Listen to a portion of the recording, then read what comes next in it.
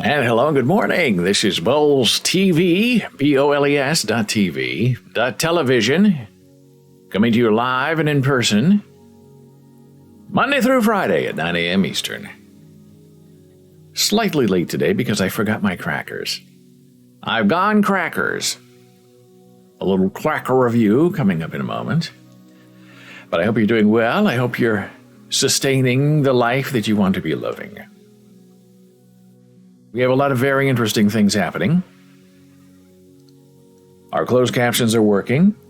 So far, we are not updating on Twitch, which is very bizarre, but we're still here. I think we're here at least. Testing 1, 2, 3. Now, this is bothering me. Our Twitch stream is very behind on the Apple TV. The regular Twitch stream appears to be working just fine. So I'm going to restart this and see if it will catch up to us. Because it's me. Okay. Oy. So, as a longtime vegan, you try to live positively and appropriately. And yesterday we talked about flax seeds that have been crushed up that have to be refrigerated. We talked about hemp hearts, which are my new favorite addition to everything that I eat. I sprinkle them on everything. Refrigeration required once you open the bag. It looks a lot like couscous, but it's a very nutty, different flavor. It's very delicious. So about a month ago, I saw a new announcement for a new kind of cracker coming to town. And Mary's Crackers, we've discussed here many times before. We love Mary's Crackers. They're vegan, super healthy, very crunchy, and they come from Dr. McDougall's wife, Mary McDougall. And we love Dr. McDougall for everything he does for health and well-being and the fitness of our mind and spirit. So Mary's has 2 or 3 different kinds of crackers out. And now she has a new kind of cracker that arrived yesterday. And it's very bizarre that Mary's Crackers ships via laser ship. Now, we usually get deliveries from Amazon, UPS, FedEx. We never really like to use laser ship in this area because they either come at 7 o'clock in the morning or they come at 7 o'clock at night. Oh, there's Jana Marie. Mary's Crackers are good. A little dry, but I like it a lot. That is coming up. So when we saw that Mary's Crackers was shipping with laser ship, it's like, oh no. It's always a big production. But yesterday they arrived. You know, Amazon usually gets here like 10, 11. Laser ship was delivered like 4 yesterday, which is sort of late for a delivery for a big building. But it was accepted and processed. So these are our new Mary's Crackers that Janice said are a little dry. And I'm agreeing with her. It's Mary's Gone Crackers. Mary's Gone Cheese. And you can tell by the delicate and funny spelling, Cheezee, that these are not real crackers. Plant-based, cheddar, organic. They also have, as you can see, a cheddar flavor with herb, which comes in a green box. I didn't go for the green box because the herb stuff, it usually tastes artificial to me. So I thought, well, we'll start off with the new Mary's Gone Cheese Crackers. As you can tell, the box is very tiny, but that's not the real thing. You get a box of 6 if you order the discounted package. I'm opening this now. And here's the real surprise.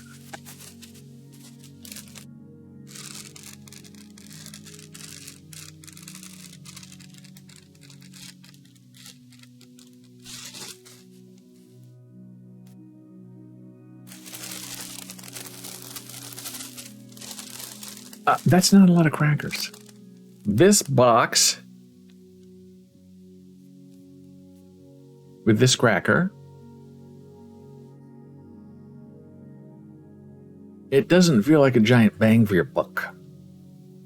You could make the box half as big and still have the same amount of crackers. Why waste all this plastic, vegan Mary, on a cracker packaging that you're going to throw away? And this is not resealable. It's that hard kind of cellophane that once you open it, it just keeps on tearing and never closes properly. So these are the crackers. They look very cheddary. And they are super crunchy, which means that they are fresh.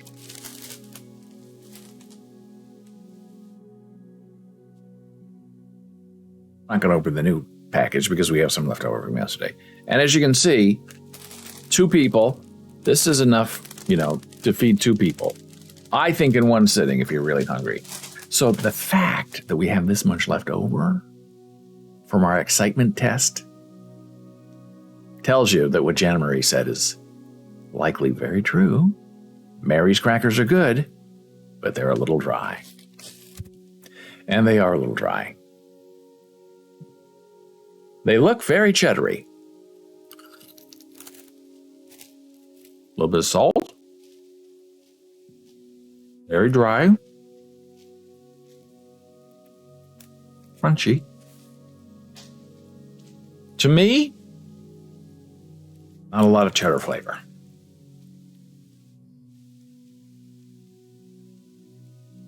And I have nothing to drink. So, a score out of 10 for me, I would say 6. Will I reorder Mary's Gone Cheese crackers? No. There are other sorts of vegan cheddar crackers that are very cheddary and super delicious. But I appreciate Mary's effort to bring a cheesy cracker to the vegan world because there are not a lot of them. So, Mary, thank you. Hey, let's talk about urbanization. Living in the big city. Lots of changes. We've lived in Jersey City for many, many years. Is it about 22, 23 years now? We lived in one place, because we're old and boring, for about 17 years. It was just a regular apartment building, not a skyscraper. And there were a lot of problems there. But it was cheap. The neighborhood was very friendly. And it was close to our doctors. Hey, now we live in a bigger building, farther away from our doctors. But hey, what are you going to do? So we currently live in a KRE building, which means Kushner Real Estate.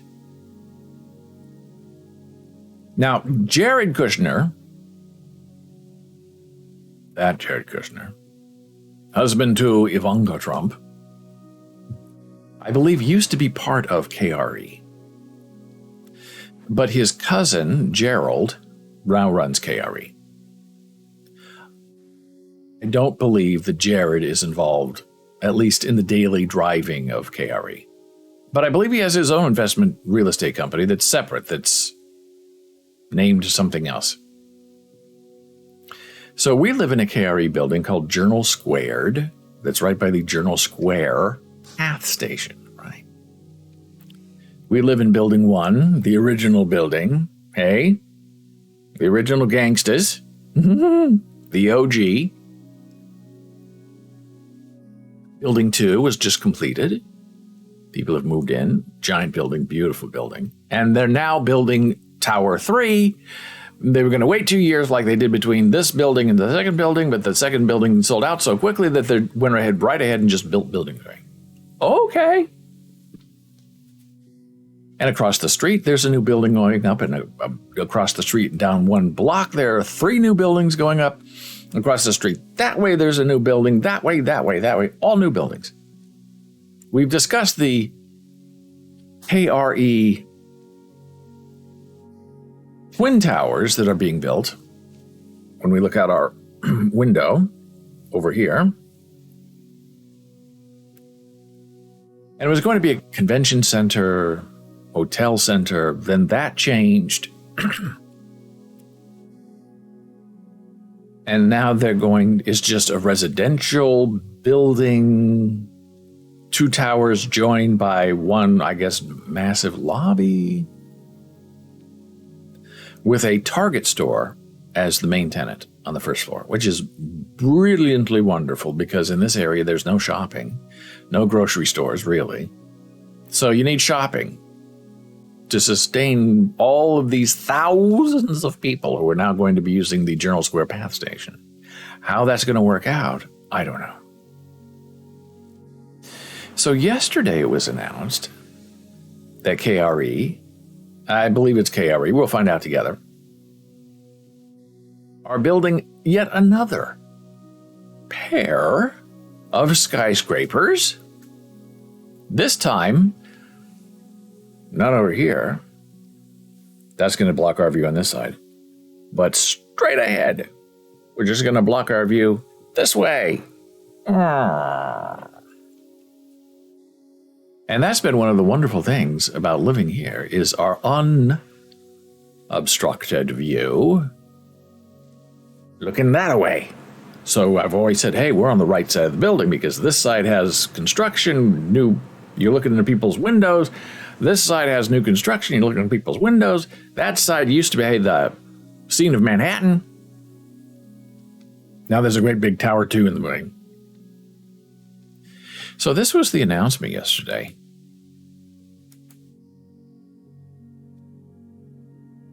The Kushners are looking behind the historic Lowe's Theater for its next Journal Square skyscrapers. This is the artist's rendering of what is about to become our view.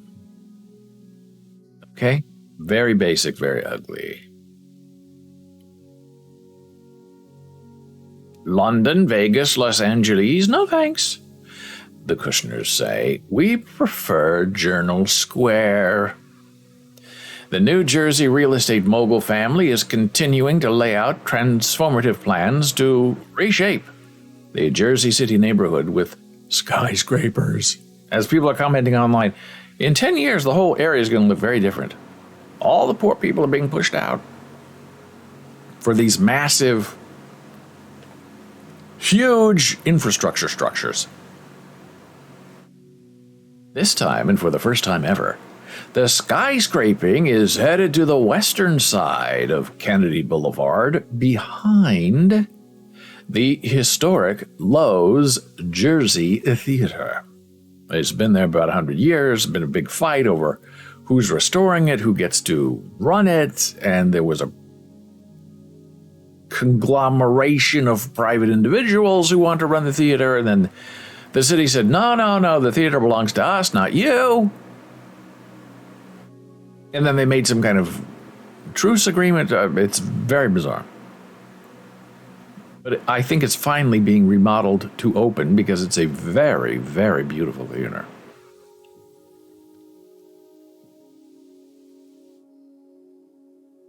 The Lowe's Jersey Theater, the KRE Group, the masterminds behind Journal Squared, the 2 towers and 3rd tower under construction that have made the neighborhood identifiable from many, many miles away, plan to build 2 new towers. One 55 stories tall, the other 49. We live, I think, in a 56-story tower. The new tower, I think, is 70-something. And the 3rd tower they're building right now is in between the two, like 60-something. A total of 1,189 new units would be built on land currently occupied by a parking garage. Now, this is going to be interesting, and I'm going to show you photographs. None of which would have been designated as affordable housing, according to plans scheduled for Jersey City Planning Board review on September 6th. Now, that's the thing. They build these great, big, beautiful luxury towers, and unlike New York City, Jersey City so far has not been required to make a certain percentage of those apartments affordable. And I understand why. These big builders and people who move in there and are paying $3,000, $4,000, $5,000 a month in rent want, let's say, equitability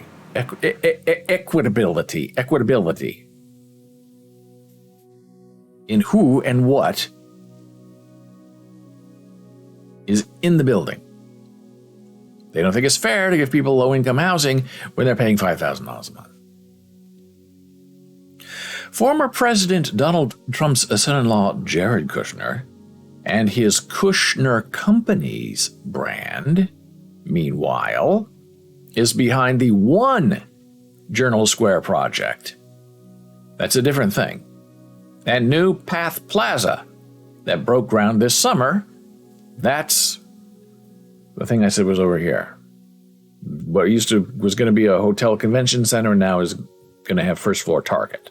That's Jared. As well as a high-rise plan for the site of the former Jersey Journal building across Sip Avenue. That will be interesting because I don't think they can touch the Jersey Journal sign. But I guess they can go in and rip out everything inside. I don't know. KRE, headed by chairman and founder Murray Kushner and President Jonathan Kushner, keep a lower profile. So I guess it's Jonathan, not Gerald. Although I think Gerald is somewhere around here. But who knows? I really don't know. I don't pay attention.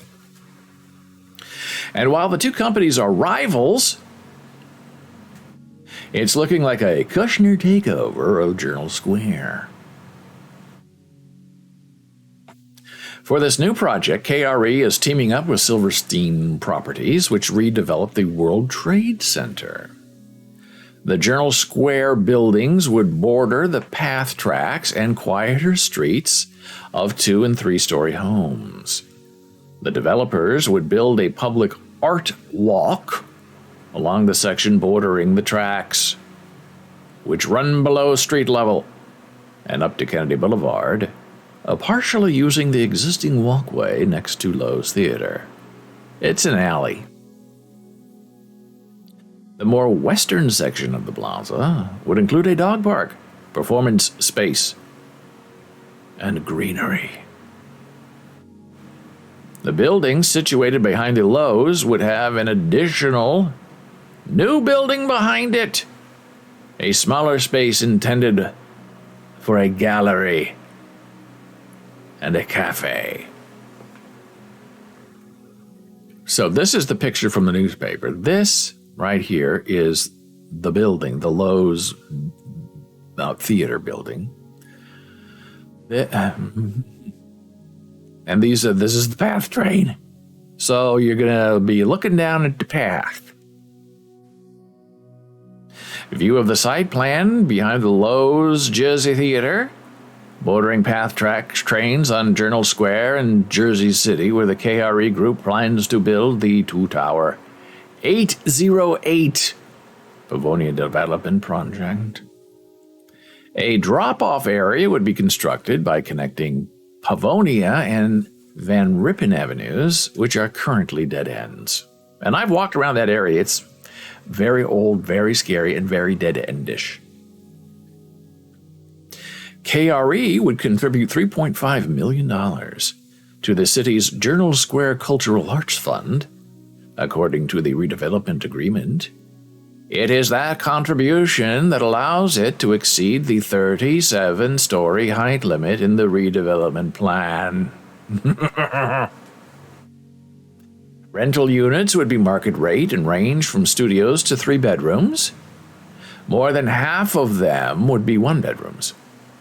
Residents would have access to a pool on the property. Plans include 368 parking spaces on site and 606 bicycle parking spaces. Development has surged in recent years and has targeted a younger, more affluent demographic than the diverse patchwork of families that currently call it home. Demonization of urbanization.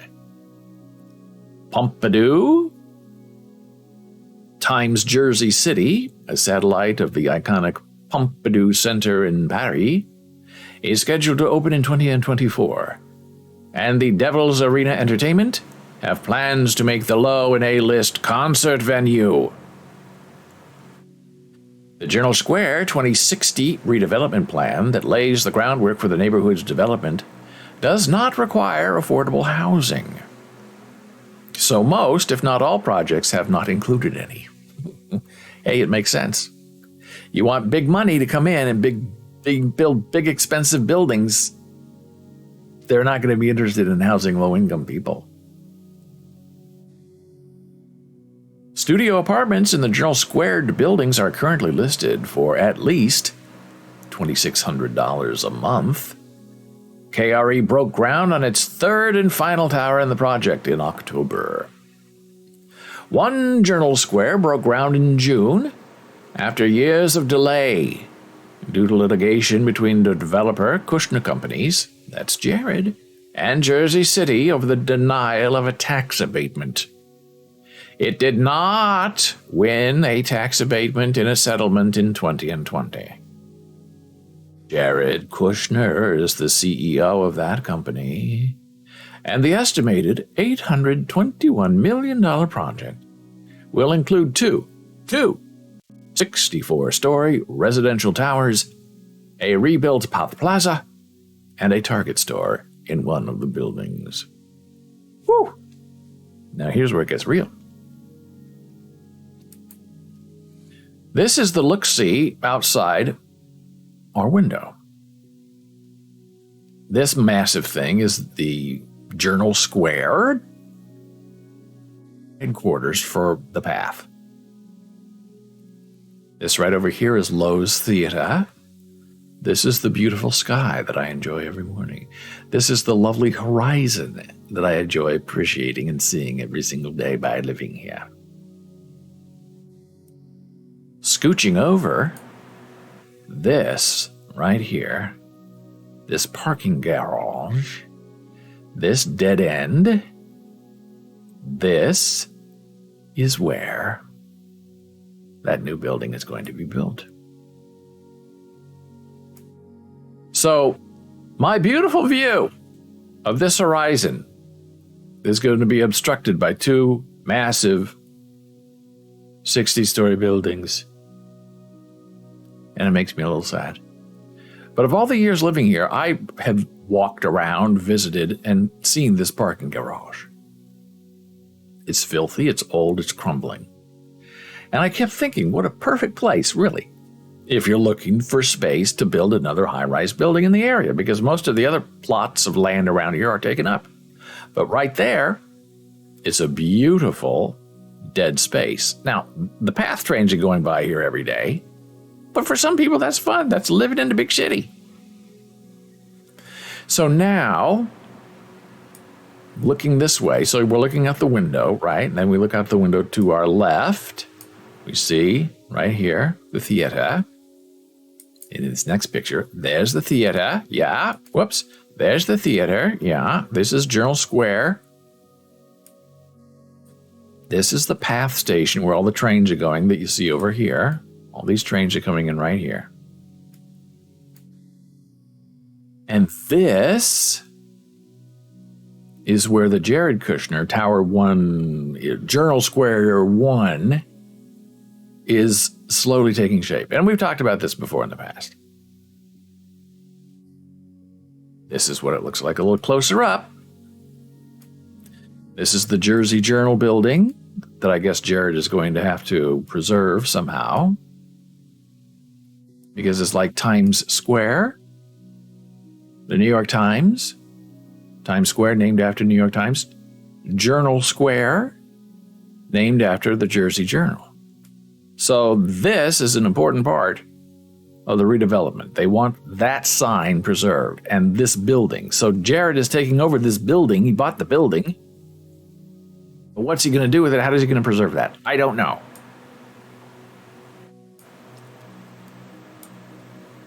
And they also bought this building, I believe, too. So this is the footprint of the new, where Target is going, right? It's not very big. They build high rises on tiny plots of land. And over here, where you can see all of this, is going to be the plaza. So that's not going to be developed. This is the footprint of the building. You can see the outline. So it's all coming for us. There's the theater, the beautiful theater. It's all going to be changing. And what does it mean? I guess we're going to find out pretty soon.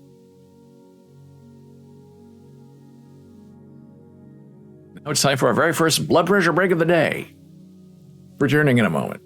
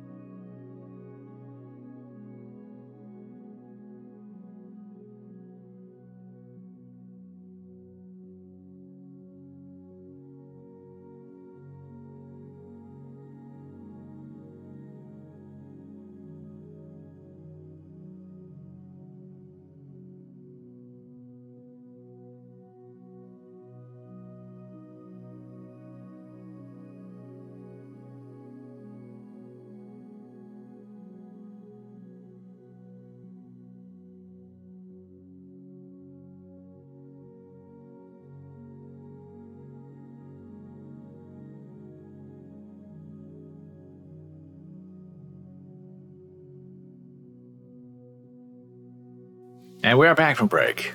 This is Bowls.tv, BOLES.television. And we're delighted to be here with you Monday through Friday, 9 a.m. Eastern. And Jan Marie on the weekends at 11 a.m. So we talked about some urbanization, talked a little about KRE, the Kushners, talked about some Mary's crackers. So I was a little long on the break, but I'm a little choking on my cracker. But everything's good now. So Reddit has now NFTs that you can purchase for a variety of prices. Some are $5, some are $100. Some are designed wonderfully, some are just very strange. As part of getting on the probably now too late for NFT bandwagon.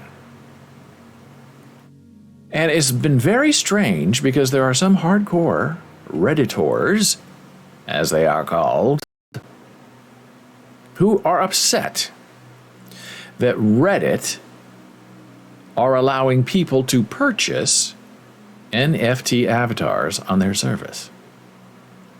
And some Reddits are banning people who have these purchased NFT avatars. None of that makes any sense to me. If a person wants to purchase an avatar and use it on Reddit, what difference does it make to anybody else? Oh, you can only use the free avatars here. You're a money person. You're selfish. You're trying to show off by the things you have. That's not what Reddit is. Well, Reddit has always been that. If you have a gold subscription, if you give awards, or Reddit's about making money. You can only get access to the private lounge area of Reddit, which is a wonderful place with some really nice people, if you are a subscriber. And even that makes people angry. Why should there be a private place where subscribers can go and chat? Well, I like it because you're going there with people who have pledged a certain amount of money to support Reddit. And they are there with good intentions and goodwill. Where there are some people on Reddit who are just there to cause havoc and make trouble for people, which is always disappointing. Here's a link to our Discord server if you always want to keep up on what's going on with this stream. All of our announcements are there. So there's this problem with some people giving Reddit a hard time about these NFTs. They call them profile pictures, but they're NFTs. And so for a while, Reddit removed the ability to purchase an NFT on their system. And I thought, oh no, they've given in to the madding crowd. You're no longer allowed to have an NFT avatar on Reddit. And these NFT avatars are very strange. They're not necessarily linked to a wallet yet, but they say that's coming. So right now your NFT avatar can only be used on Reddit. But the idea is that once they expand the service, then you can use your NFT avatar on Reddit somewhere else, wherever avatars are supported in the NFT format. And then I started noticing people over the last couple of days saying, hey, I'm a valued Redditor. Excuse me, it's my crackers. And my neighbor hotboxing me. 9 a.m. every morning. It's a ritual. Saying, hey, Reddit is offering me a free NFT avatar because I'm a top Redditor, whatever that means. And they were showing off their Reddits, their Reddit avatars that they got for free. And they were kind of cute looking. And I'm thinking, now wait a minute. I already have the NFT avatars. I'm already a gold member. I've been there for a while. Where's my free avatar? Oh, maybe I don't get one because I already have one. And other people were saying the same thing. Where's my avatar? And they say, where are you getting it? And they say, well, there's no place to really get it. You just kind of get notified that you can have one if you want one, and then you go get one. And people said, that doesn't make any sense. And the people said, I know it does. It's hard to explain. So yesterday, I got notified. Hey, you can have a free NFT avatar because you're a valued Redditor. So I thought, okay, I think I will. So this is what I saw, and it is hard to explain. Because just as you're scrolling through, I use the computer, some people use their phone. As you're scrolling through Reddit in your stream, this little thing pops up and says, hey, do you want a free avatar? If you do, click here. And then they give you like 4 different choices. The first one is the singularity that you see here. Then the next one was like some cute little cat. And then the next one where they had some kind of monster. And the other one was something very young for a young child. Looked like a toy of some kind.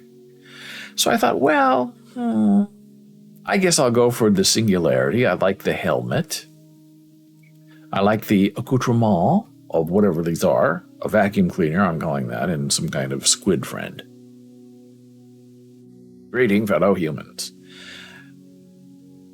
And then you click on Get Yours, and then after a moment or two, it gives you your avatar. It mints it on whatever blockchain that Reddit is using. Okay. So I clicked, and this is what I got. The Singularity, number 282088. By Reddit.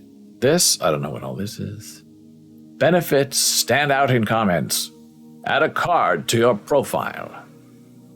Mix with other avatar gear. I don't know what that means. Awarded to only the toppest of Redditors, which as far as I know is everybody. You can own your collectible. They don't explain how. Transferable via blockchain. They don't say how. Now, when I saw this, I said, wait a minute. That doesn't look like the singularity that I picked. I had a vacuum cleaner here, not a recycle bin. I had a tentacle octopus, not some kind of, I don't know what this is, broadcasting, flying something. I did not have the 404 error on my mask. I did not have treads for feet. I do not understand what this is or what it means.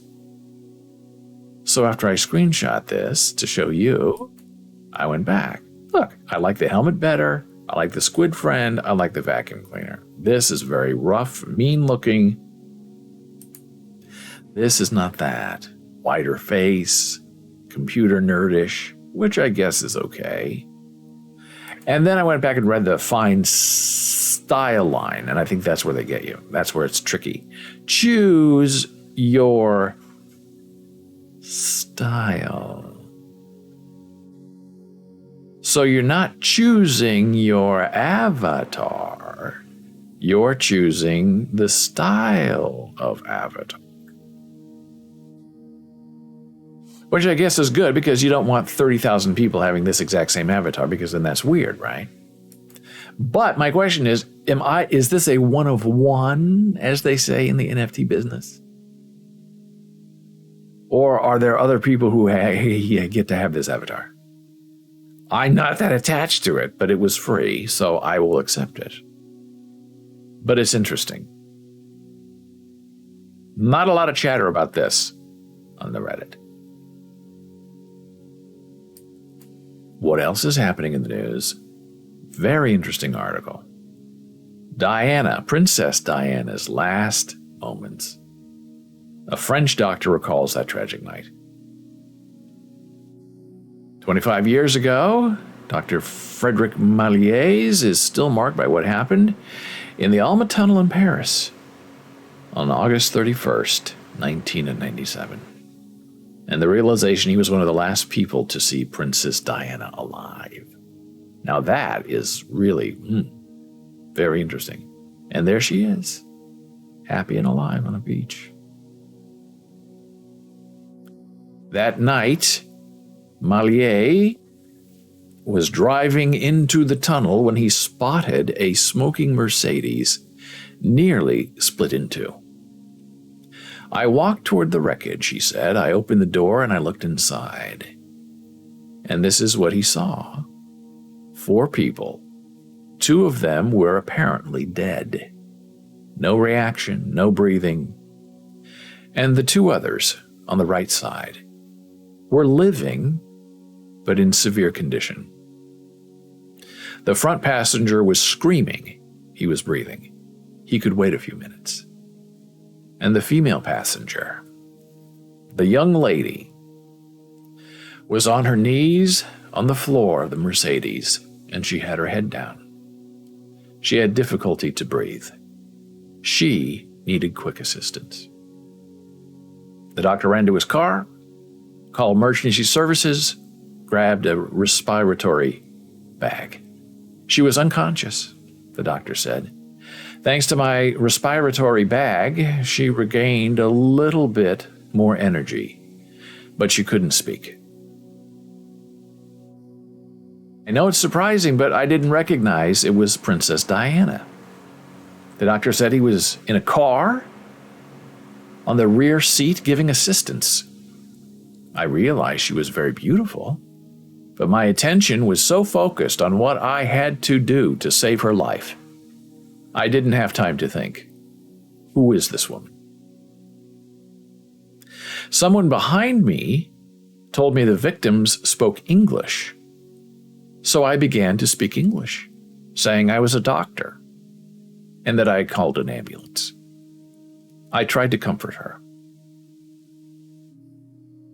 Flashbulbs going on, the paparazzi was there. Malier says he has no reproach towards the photographer's actions after the crash. They did not hamper me having access to the victims. I didn't ask them for help, but they didn't interfere with my job. Firefighters quickly came, and Diana was taken to a Paris hospital where she died a few hours later. Her companion, Dodi Fayed, and the driver also died. It was a massive shock to learn that she was Princess Diana and that she had died. Then, the doctor said, self-doubt set in. Did I do everything I could to save her? Did I correctly do my job? I checked with my medical professors and I checked with police investigators, and they all agreed that I did all I could.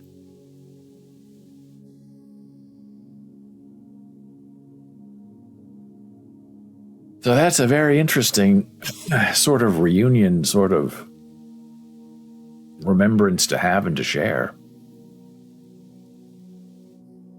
Especially when it's so devastating and cruel in so many ways. And now we're taking our next blood pressure break. Returning in a moment.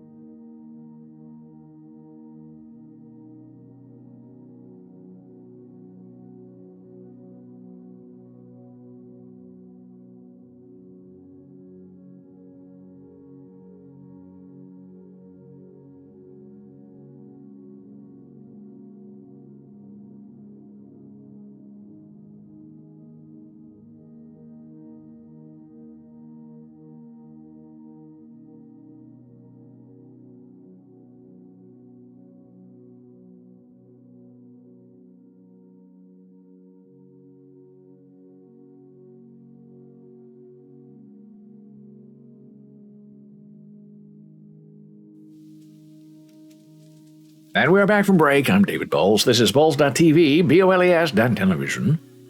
Live and in concert with you here most days, Monday through Friday, 9 a.m. Eastern. And oh, what a show we had. Remembering Princess Diana. I remember when she was killed. It was a shock. And then her funeral was just something amazing. I remember Jana Marie wanted to get up very early our time. It was like 4 or 5 or 3 in the morning, something strange. And she said, I have to watch this. And we woke up and watched. And it was heartbreaking and beautiful and terrible all in the same moment. Now, as you may know, I was born in the great state of Nebraska.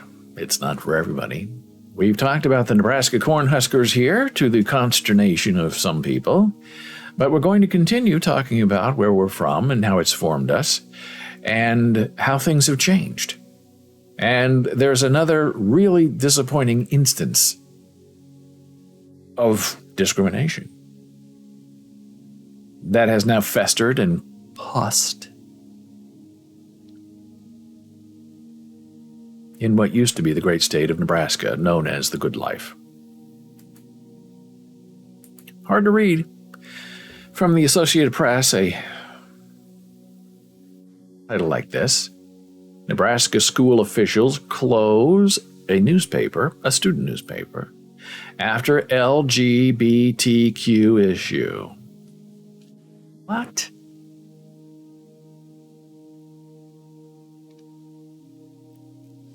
Administrators at a Nebraska school in Grand Island, Nebraska, 2 hours from Lincoln. It's conservative, but not as conservative as you go further west.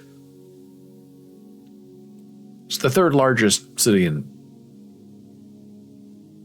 Nebraska. Omaha, Lincoln, Grand. Administrators at a Nebraska school shuttered the school's award-winning student newspaper just days after its last edition that included articles and editorials on LGBTQ issues, leading freedom of press advocates to call the move an act of censorship. The staff of Northwest Public Schools' 54-year-old Saga newspaper was informed on May 19 of the paper's elimination, the Grand Island Independent reported. 3 days earlier, the newspaper had printed its June edition, which included an article titled Pride and Prejudice, LGBTQIA+, on the origins of Pride Month and the history of homophobia. It also included an editorial opposing a Florida law that bans some lessons on sexual orientation and gender identity, and dubbed by critics as Don't Say Gay. Officials overseeing the district, which is based in Grand Island, Nebraska, have not said whether, when, or why the decision was made to eliminate the school paper. But an email from a school employee to the Independent canceling the school's student paper's printing services on May 22nd said it was because the school board and superintendent are unhappy with the last issue's editorial content. The paper's demise came a month after its staff was reprimanded for publishing students' preferred pronouns and names. District officials told students they could only use names assigned at birth going forward. Smith, Saga's assistant editor in 20 and 22, said the student paper was informed that the ban on preferred names was made by the school board.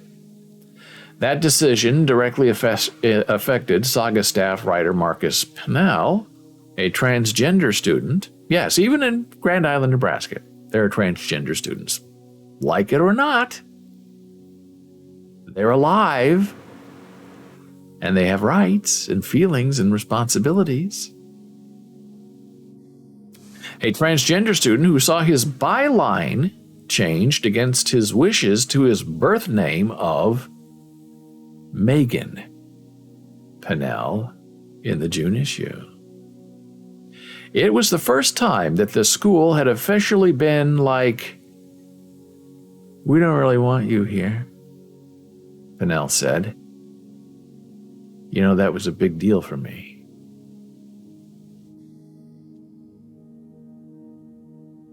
Some school board members have made no secret of their objection to the saga's LGBTQ content, including board president Dan Leiser, who said, "Most people are upset with it." Board Vice President Zach Mader directly cited the pro-LGBTQ editorials, adding that if district taxpayer had read the last issue of the saga, they would have been like, "Holy cow, what's going on in our school?" Well, you know what's going on in your school? Real life. It's reflexively reflecting the reality that you don't want to see or abide. It sounds like a ham-fisted attempt to censor students and discriminate based on disagreement with perspectives and articles that were featured in the student newspaper, said Sarah Rips, attorney for the Nebraska chapter of the American Civil Liberties Union. And that's the story, and here's the response online. A Nebraska school board, this is on Twitter, from Julia Carey Wong. And who is she? Senior reporter for The Guardian, currently commissioning features. DM for Signal.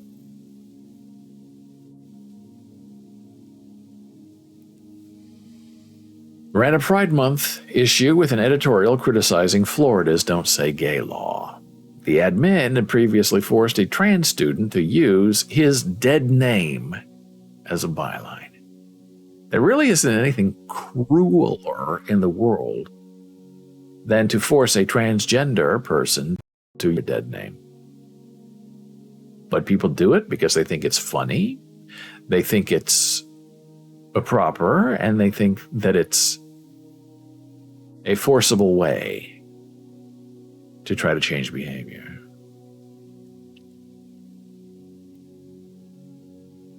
And the conversation continues.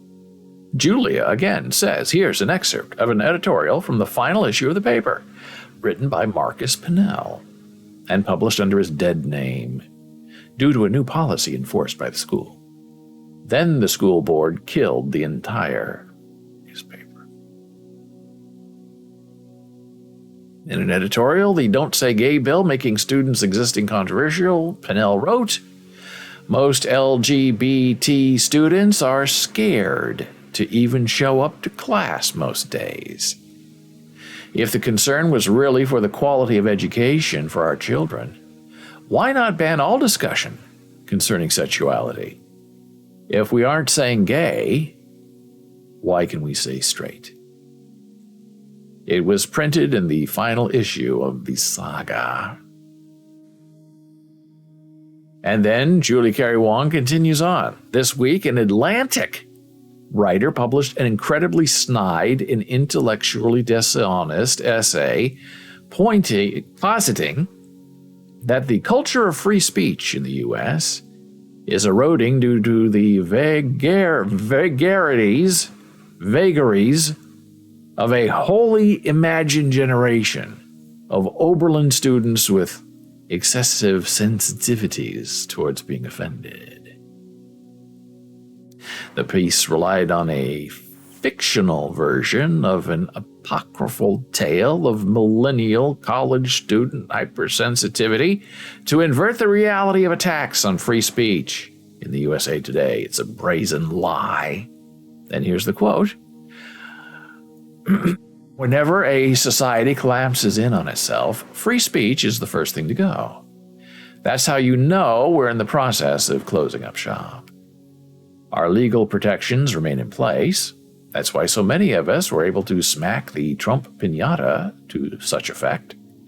But the culture of free speech is eroding every day.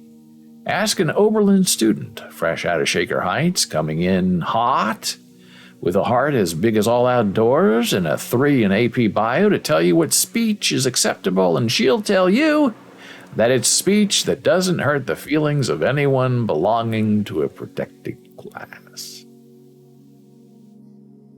Julia continues, our legal protections for free speech are under unprecedented attack today, due not to the sensitivities of a college student, but by the actions of elected officials who are catering to sensitivities of parents, triggered by the thought that their kids might be gay or trans, or I add, no one.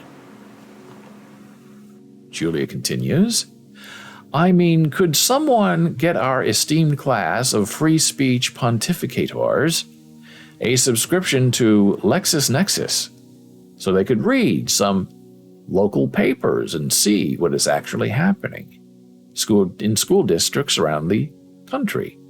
Because it's not Oberlin students complaining about a sandwich. So there you go. Sometimes it's really hard to be part of a community, to be part of a commission of one person saying and doing one thing, and then you leave a state and you come back and you find it's in a worse and more disgusting state than when you originally left it.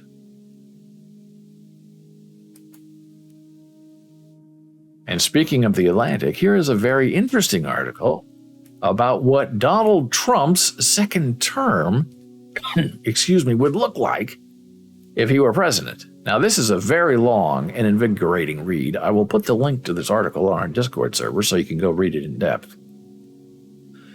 But it all has to do with this Viktor Orban guy in Hungary, who's a tyrant. He follows a path of what he calls illiberal democracy, combining populist rhetoric with machine politics. And he and his party have rotted Hungarian democracy from within by politicizing media regulation, buying or bankrupting independent media outlets, appointing judges who toe the party line, creating obstacles for opposition parties, and more.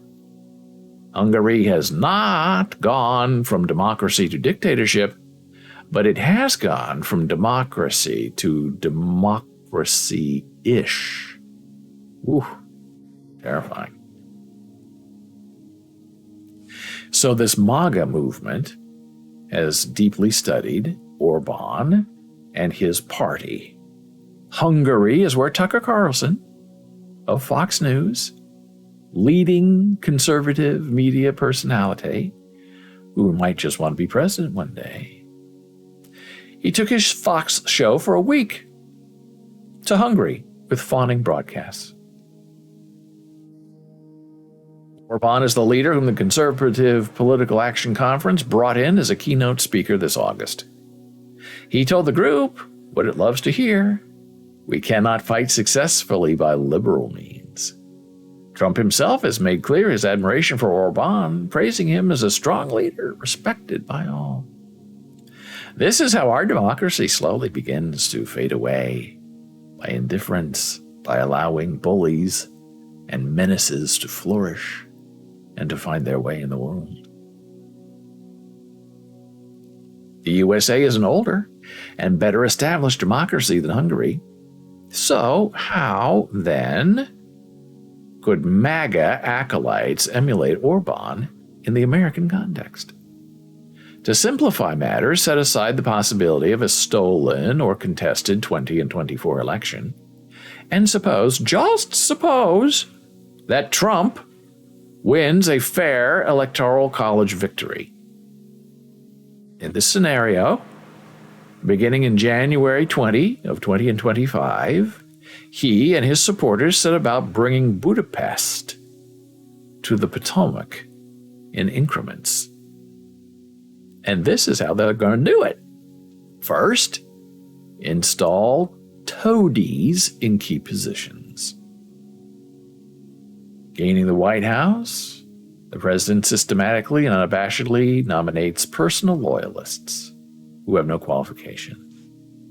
The model for this type of appointee is Jeff Clark, a little-known lawyer who led the Justice Department's Environmental Division and secretly plotted with Trump and the White House after the 2020 election to replace the acting Attorney General.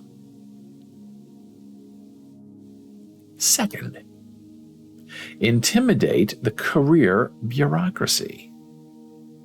On day one of his second term, Trump signs an executive order reinstating an innovation he calls Schedule F federal employment.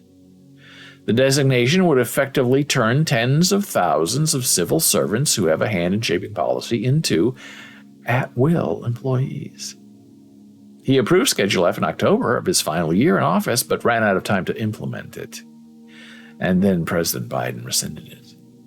So when you get rid of career civil servants who have institutional knowledge and who are protected to do the right job for the democracy, and you can fire them if they displease you, then you control the whole country. Third, co-opt the armed forces. Having identified the military as a locus of resistance in his first term, Trump will set about cashiering senior military leaders. In their place, he promotes and installs officers who will raise no objection to stunts such as sending troops to round up undocumented immigrants or intimidate protesters. He did that first term. He'll just do it a little more efficiently his next term.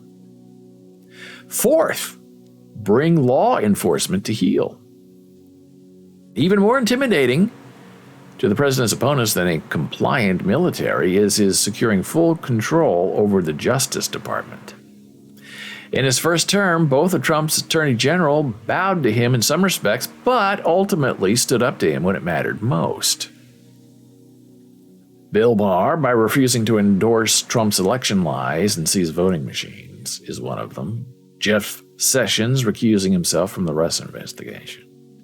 Well, that changes now. Trump immediately installs political operatives to lead the Department of Justice, the FBI, intelligence, and security agencies. Citing as precedent the Biden Justice Department's investigations of the January 6 event, the White House orchestrates criminal investigations dozens of Trump's political enemies, starting with critics such as the ousted Representative Liz Cheney and whistleblowers such as Cassidy Hutchinson. So Trump will get in there and send his DOJ after these whistleblowers.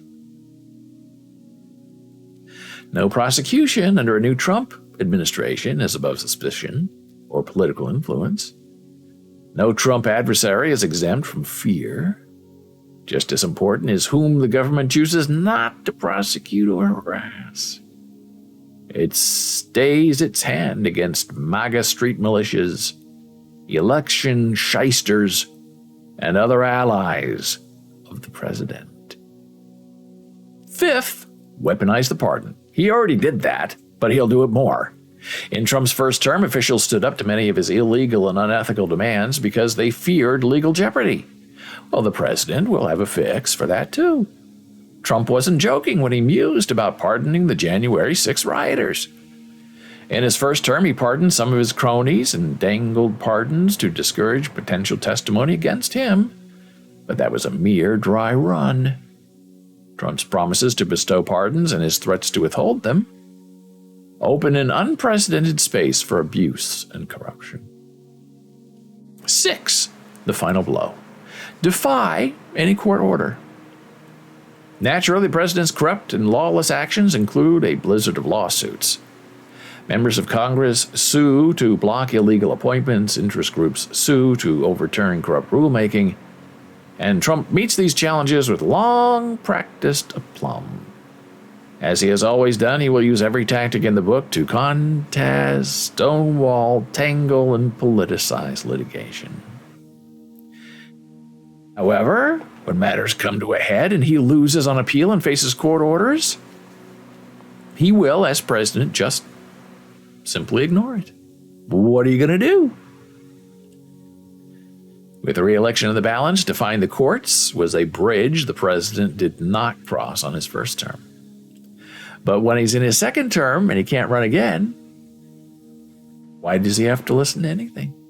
He'll just declare himself president for life. Everything's fair. All is right. And so we arrive with the courts regulated to advisory status. The rule of law no longer obtains any significance to him. America is no longer a liberal democracy, and by this point, there is not much anyone can do about it. The president will have little to fear politically because he will never again be on the ballot. Republicans are so thoroughly complicit in his misdeeds that anything that jeopardizes him also jeopardizes them. Impeachment no longer frightens or concerns him, Trump, because he will have weathered 2 attempts and already come back successfully. MAGA forces are busy installing loyalists as governors, election officials, district attorneys, and other crucial state positions. And then, after another 4 years of Trump, America will have crossed the Freedom House's line from free to only partly free. It's terrible. It's terrorizing. And it may be coming not to a theater near you, but a television near you, and a Congress near you. Now it's time for a break. Returning in a moment.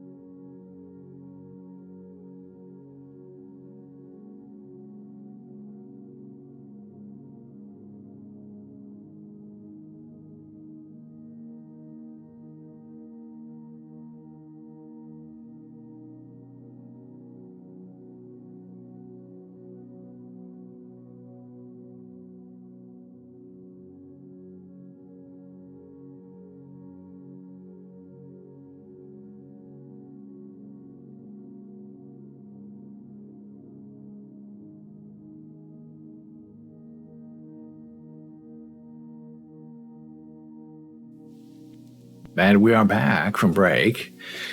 A little bit of a delay here. We have, I guess, neighbors moving in, so they're making noise in the hallway and banging things against our door, so we're kind of trying to wait for this latest section of whatever they're moving in to move in.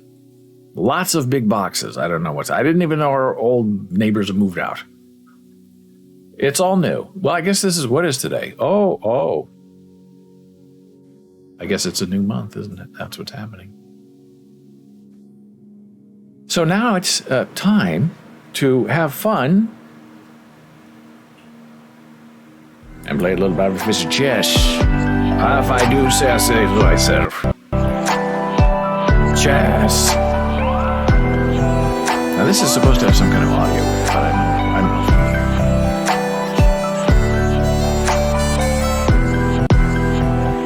I think. I'm not sure. Maybe we're hearing it, maybe we're not hearing it.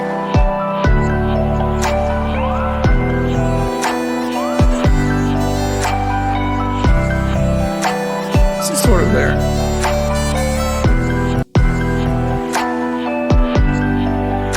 So this is not Bobby Fischer chess. Oh, we know that, unfortunately. This is Big D chess.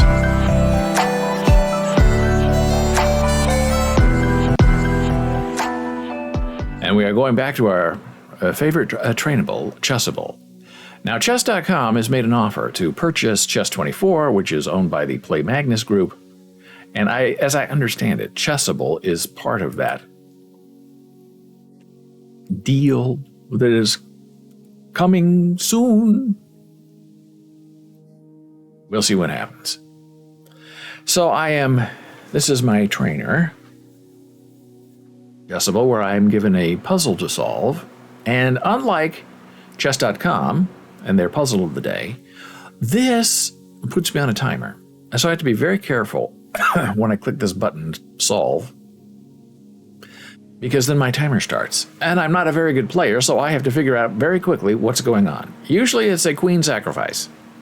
They love it when you do that, but not always. So this is a discovered check where you move a piece that reveals a check, and then you usually lose that piece that you move, which is usually your queen, and then you make a second move, or a third or a fourth or a fifth move, in order to complete your attack against the king. So this has two moves, and the two moves are supposed to be super easy, and I'm not very good at this. Sometimes you make a move, and it comes up yellow, which means that's okay. You could do it that way, but do it our way. And then if you do it a different way and it's the wrong way, you don't get credit for that first move that you made that was actually acceptable. I don't find that very fair. Life is not fair. So here we go. Here's our chess board. Oh, I gotta make this a little bit bigger. Just a little bit bigger. And this is where I get in trouble because this takes my time. So here we go. Okay, so I am white to play. My thermometer is going down, my time thermometer. Here's the king question. Here's the king question we're trying to get. I have to discover a check somehow.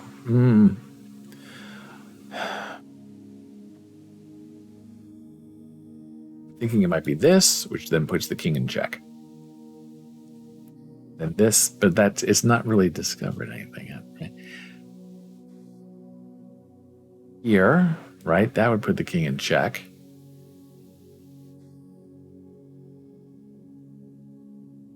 I'm running out of time, so I'm going to do this. I got to put a king in check. That's not the right move. Queen move. So now because I made the wrong move, they make me make the right move. Next, so I have to make this move to here. So this is, I guess, the discovered check where the queen moves and then the queen's going to get taken, which I hate having. All right, so now I lost my queen. Now what do you do? Okay, the king can't take this knight because it's protected.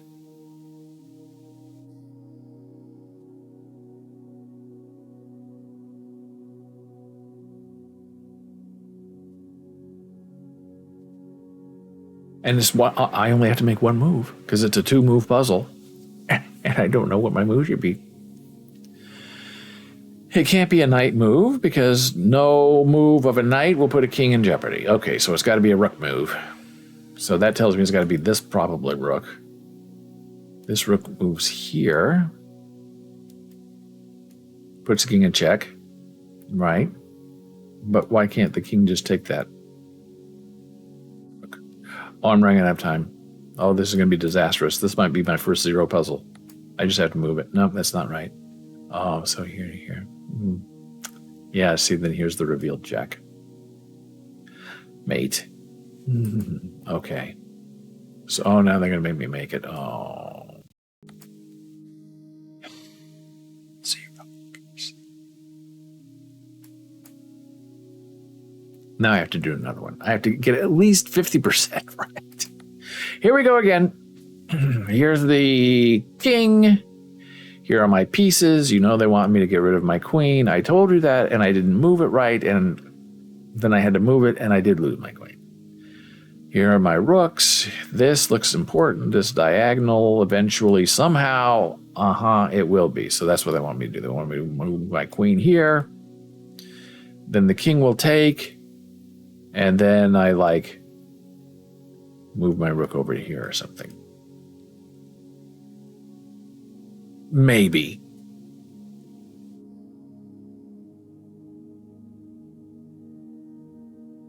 So I better make a move here or I'm going to be in trouble. So what is my motive? Okay, move my queen. That was the right move. Finally! Now I can't gloat because my thermometer is running.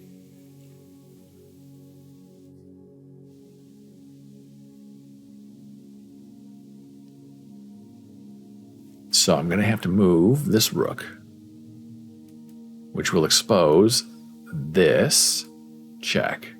And if I move the rook here, then the king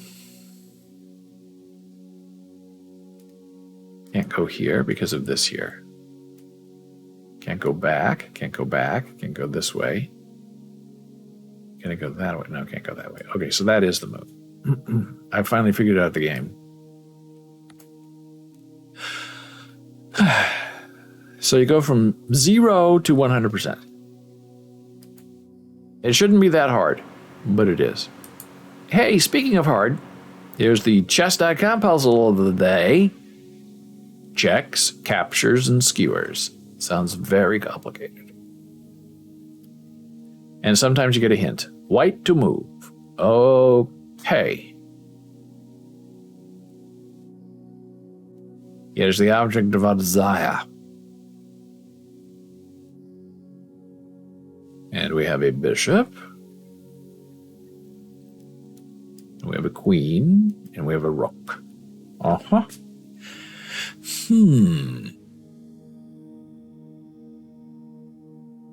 Now this has no thermometer on it. No timer. No timing thermometer. Which means we can sit here all day and try to figure out what's going on. This has changed a little bit. It's not as beautiful as it used to be. Oh, it doesn't fit. I don't size this either. I don't think. I'll just have to be very careful how I move this. Oh, that looks terrible.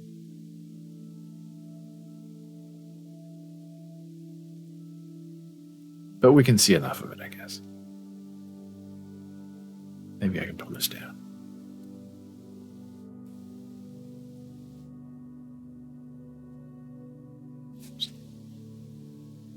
I need to do this. I didn't do it either. We'll just leave it like this for now. I got to figure that out, though, because it looks ugly. It looks so ugly. Ugly. Hint doesn't need to be that big. So...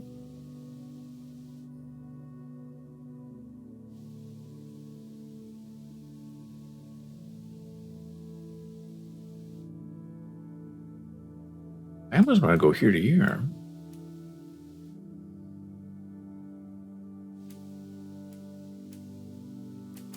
I'm going to make that move. Oh, try again. They don't like pawn moves, I guess.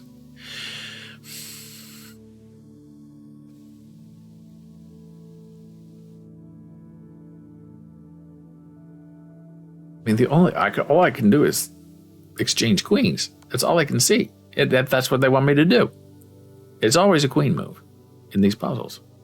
So now I have to figure out where to go next. I guess here to here. Putting the king in check? I don't know. We'll try it. Okay, that did work. Now what? I want to go down here and take this rook. Wow. Better than I thought. Not great, but better than I expected. So that's the show. Hey, had a lot of fun today. If you have any questions or comments, you can email me, david@bowles.tv. If you want to find our social networks, here it is in chat. You can find us on Facebook at BOLES. Twitter, we are David Bowles. Instagram is Bowles Books, Bowles TV on TikTok. And here's our Discord server, in case you're interested in joining us, just for fun. Come on over, say hi. This is where all the announcements go, all the latest information that we have to look and share. It's all coming for you now. So I hope you have a wonderful day, a great nap, a good restful mindset, a nice meditation. And when ye shall awaken, may your soul be filled with joy and some pretty good chess playing. I'll see you tomorrow.